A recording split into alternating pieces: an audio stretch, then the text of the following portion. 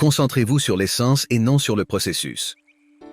Or, la foi est une ferme assurance des choses qu'on espère, une démonstration de celles qu'on ne voit pas. Pour l'avoir possédée, les anciens ont obtenu un témoignage favorable. Hébreux 11, 1, 2. J'ai souvent dit qu'il n'y a pas de meilleure définition de la foi que celle que nous avons dans Hébreux 11, 1.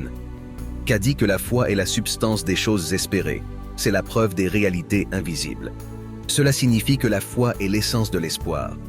Par conséquent, lorsque vous faites agir votre foi, vous ne devez pas vous focaliser sur le moyen ou le processus. Ce qui compte, c'est la source. La foi est l'essence et non le processus. La Bible dit concernant Abraham, n'étant pas faible dans la foi, il n'a pas considéré que son corps était mort, ni que le ventre de Sarah était déjà usé, mais il était fort dans la foi, dans l'essence. Alléluia. Abraham ne s'était pas focalisé sur la façon dont le bébé Isaac viendrait, mais plutôt sur le Dieu duquel proviendrait l'enfant, car Dieu lui avait donné sa parole de promesse, et il accepta que Dieu est fidèle à sa parole. Il a vu le bébé avec les yeux de la foi. Aujourd'hui, que voyez-vous? Qu'est-ce que votre foi a imaginé? De quoi s'est saisi votre esprit? Accrochez-vous à l'image que vous voulez, et refusez de vous inquiéter concernant la manière dont elle vous parviendra. Ne pensez pas à ceci. Qui est ce que Dieu a là-bas pour faire en sorte que telle ou telle chose se produise pour moi? Comment vais-je obtenir l'argent pour ce projet? Non. Votre rôle est de rester concentré sur lui. Gardez votre cœur et votre esprit sur ce que vous voulez.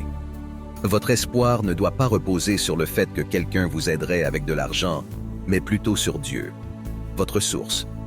De temps en temps, faites des proclamations de foi audacieuses et refusez les signes, les sentiments ou les craintes qui sont contraires, en rendant gloire à Dieu. N'oubliez pas, ce que vous voyez est ce que vous obtenez.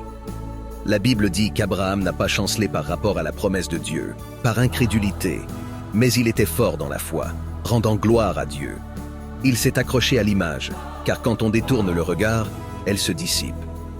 Mais quand on la regarde, on la voit en action, et elle se manifeste.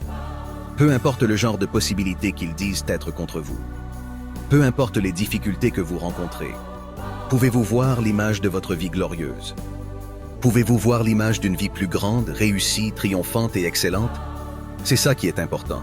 Accrochez-vous à cela.